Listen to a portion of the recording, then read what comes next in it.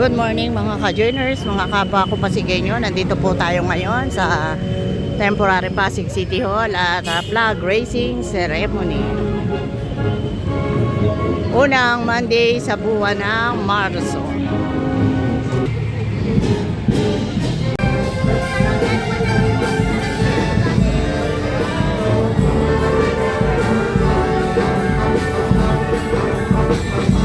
Galing, no? Ayan ang Pacman.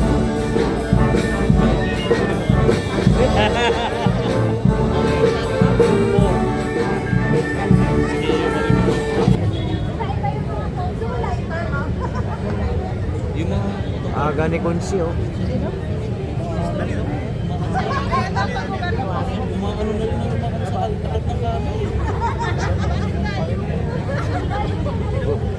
Sasabihan ko na, minsan hindi na lang.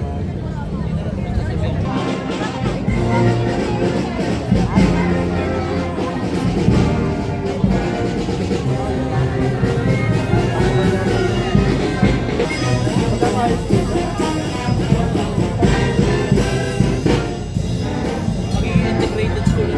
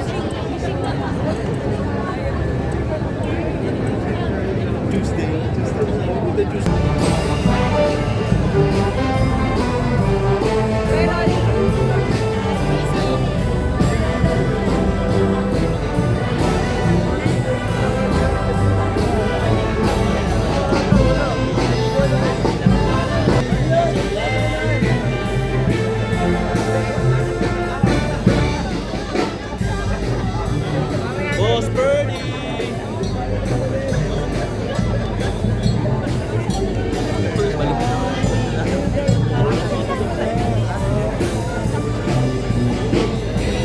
Sa ating designated na pila.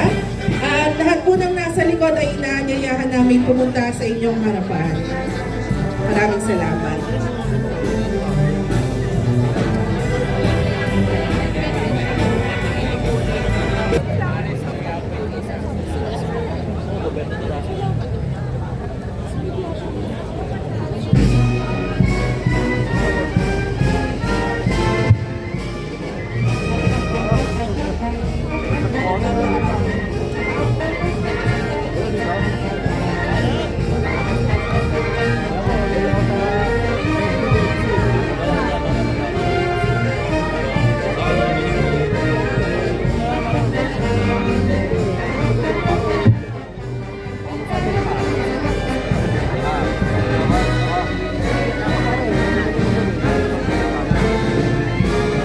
Ipinapaalam po ang pagdating ng ating punong lungsod, kagalang-galang Mayor Vico Soto at ang mga bumubuo sa 12 sangguniang panglungsod sa pangunguna ng ating Vice Mayor Dodon Chewerski Jr.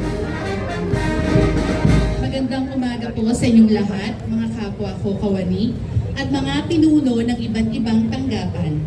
Bilang panimula ng ating maikling palatuntunan, Atin pong ituon ang ating sarili sa dakilang lumikha para sa pag-aalay ng panalangin na pamumunuan ni Binibining Salvacion B. Barnedo mula sa Gender and Development Office. Panalangin sa pagsisimula ng buwan ng kababaihan. Amang makapangyarihan, kami po ay nagtitipon ngayon na may pusong puno ng pasasalamat sa pagbubukas ng buwan ng mga kababaihan. Salamat po sa lakas, talino at kabutihang loob na patuloy ninyong pinagkakaloob sa bawat pasigenya sa aming komunidad at sa kababaihan sa anumang panig ng mundo. Naway pagpalain ninyo ang lahat, pagkakapantay-pantay, katarungang kanlipunan at napapanatiling kaunlaran. Gabayan niyo sila sa kanilang mga tungkulin at hamon, patatagin upang patuloy nilang maipakita ang tapang, husay at kagandang loob na kanilang taglay. Pagkalooban ninyo kami ng bukas na isipan at pusong handang kumilala, gumalang at magtaguyod ng dignidad at karapatan ng bawat kabutihang panlahat. Basbasan niyo ang aming mga programa, talakayan at lahat ng gagawin ngayong buwan.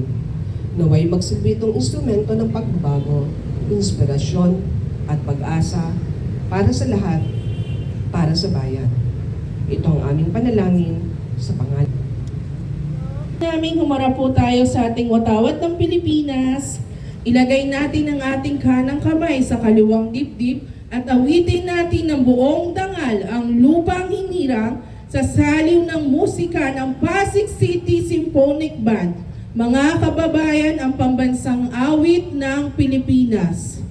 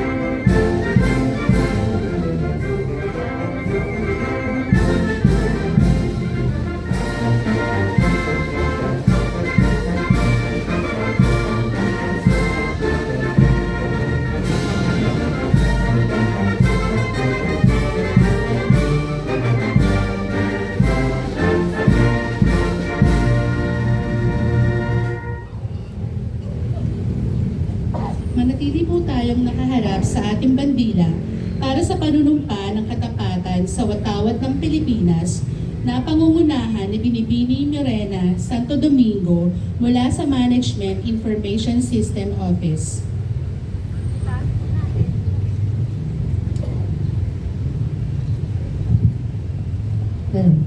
Itaas po natin ang ating kanang kamay at sabay-sabay po nating bigkasin ang panunumpa sa katapatan ng watawat ng Pilipinas.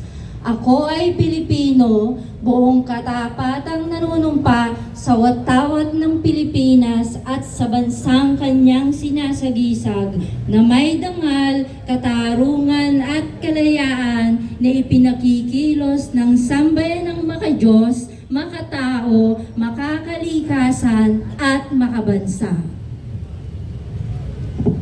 Maraming salamat po.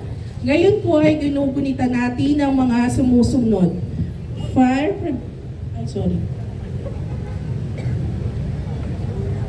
Humarap po tayo sa bandila ng lungsod ng Pasig. Sa pagkataon naman pong ito, awitin natin ang buong sigla ang Marcha ng Pasig sa saliw ng tugtugin ng Pasig City Symphonic Band.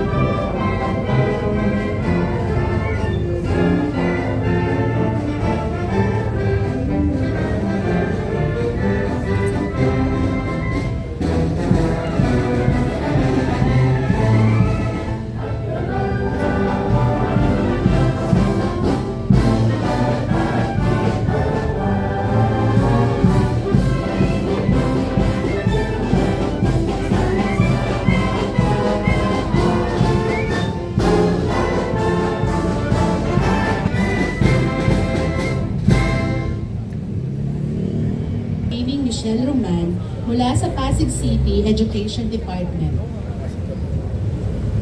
Muli po natin itaas ang ating kanang kamay at sumunod sa atin. Ako isang lingkod bayan, kakangalagaan ko ang tiwalang ipinagkaloob ng mamayan. Maglilingkod ako ng may malasakit, katapatan at kahusayan na walang kinikilingan. Magiging mabuting halimbawa ako at magbibigay ng pag-asa at inspirasyon sa aking kapwa lingkod bayan.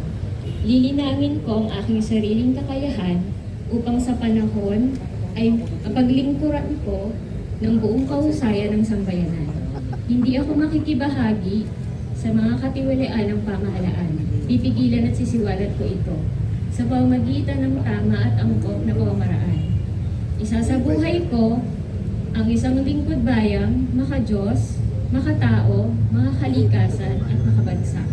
Tutugon ako sa mga hamon ng makabagong panahon tungo sa adhikain ng matatag, maginhawa at panatag na buhay. Sa mga tungkulin sa hangaring ito, kasihan nawa ako ng may kamay.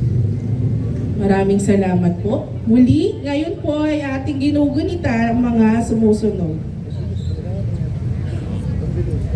Fire Prevention Month Proclamation Number 115-A, Series 1966. Tax Consciousness Month Proclamation Number 1239, Series of 1974. Women's Role in History Month Proclamation Number 227, Series of 1988. Burn Prevention Month Proclamation Number 360, Series of 1989. National Women's Heart Health Month Proclamation Number 1675, Series of 2008. March 1 to 7, Office Machines Week, Proclamation 1108, Series of 1973. Week 1, Aviation Week, Proclamation Number 774, Series of 1972. Women's Week, Proclamation Number 224, Series of 1988. March 8, Women's Right and International Peace Day, Proclamation Number 224, Series of 1988. National Women's Day, Republic Act 6949 of 1990. National Commission of Muslim Filipinos, Republic Act Number 997 of 2010. Kaugnay na selebrasyon ng Women's Month, tinatawagan po namin si Konsehal Ronald Alan Raimundo para magbigay ng mensahe.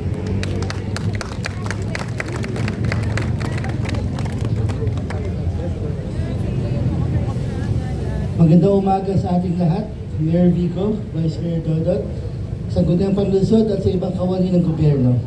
Isang mapagpalang buwan ng kababaihan sa ating lahat. Ngayong buwan ng kababaihan, ang tema natin ay Lead Like the Babaylan's Pilipinas. Binibigyan pugay po natin ang diwa ng babaylan para sa lahat ng ating mga kababaihan. Ang inyong talino at edukasyon ang nagsisilbing haligi ng ating komunidad. Naway patuloy niyong itaas ang isa't isa at kayalanin ang kapangyarihang taglay ng bawat babae. Saludo kami lahat sa inyong kalakasan.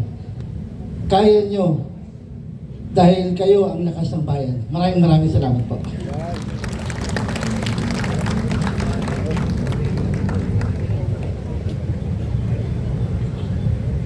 Ngayon naman po ay tinatawagan po namin si Mr. Jose Reyes Pina, City Assistant Department Head 2 mula sa Gender and Development Office para sa paggunita ng National Women's Month Celebration.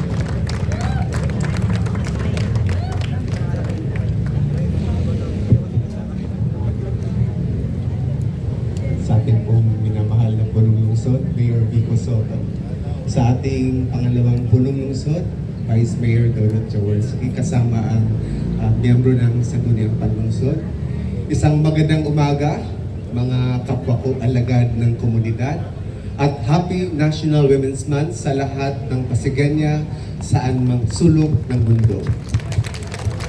Ngayong Marso, ating ipinagdiriwang ang buwan ng kababaihan upang bigyang pagkilala ang mahalagang papel at hindi matatawarang ambag ng kababaihan sa paghubog ng ating pamilya, komunidad at lipunan.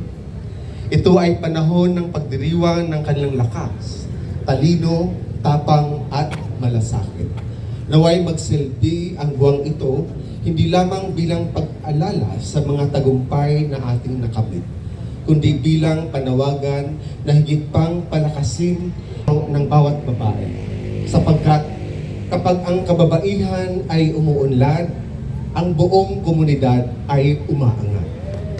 Kaya naman bilang suporta sa pagdiriwang ng Buwan ng Kababaihan, narito ang calendar of events na maaari nating saksihan at lahukan. Ngayong March 9, Women's Month Special Celebration ng Pasig City General Hospital. March 13, Women Entrepreneurship Summit ng Pasig City Ledio. March 20, Parangal sa Kababaihan ng Palengke, Lingkod Tunay ng Pasig City Market Administration Office. March 21, Women's Health, Breast and Cervical Cancer Screening ng Pasig City Social Welfare and Development Office, Bahay Kalinga ng Pasigueña. March 23, Wanna Dance Neon Party ng Pasig City GAD. March 25, All Women Traffic Enforcement Team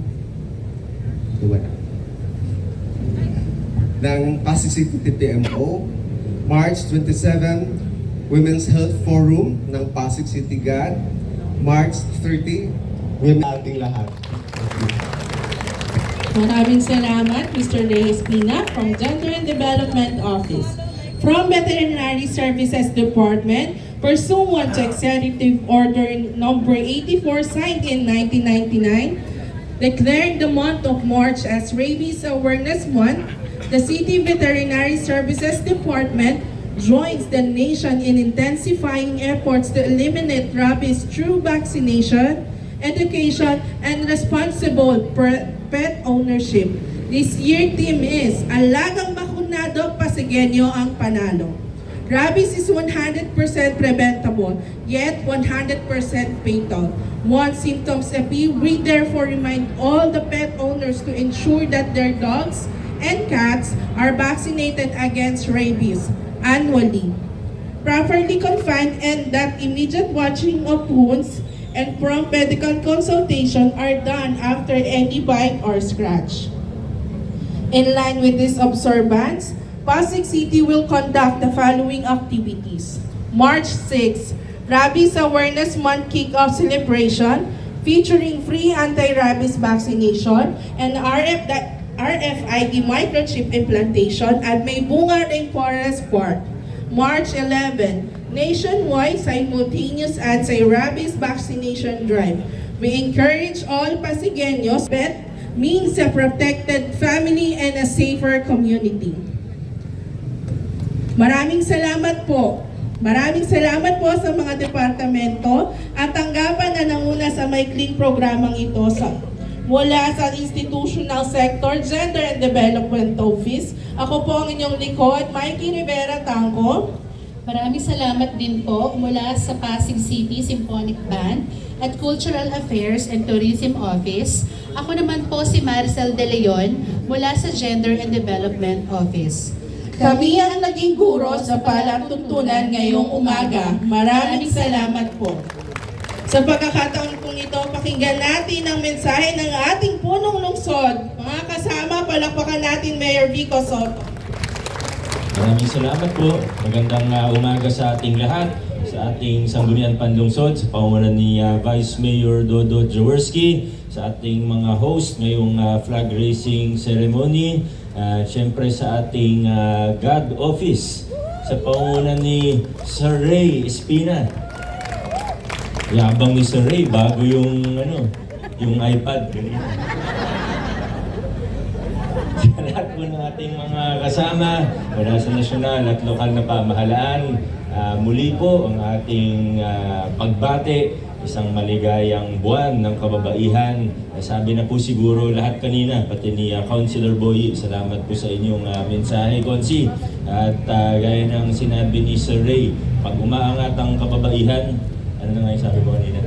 Pero tama yun, yung sinabi na kanina, umuunlad ang buong komunidad. Diba? Totoo yan. Kaya sa mga opisina natin na may mga programa para itaguyod, lalo na ang God Office, siyempre, sa pangunguna ng God Office natin, nagtataguyod ng karapatan at kakayahan ng ating mga kababaihan. Maraming salamat po sa inyo. Magandang umaga, adjourn na po tayo.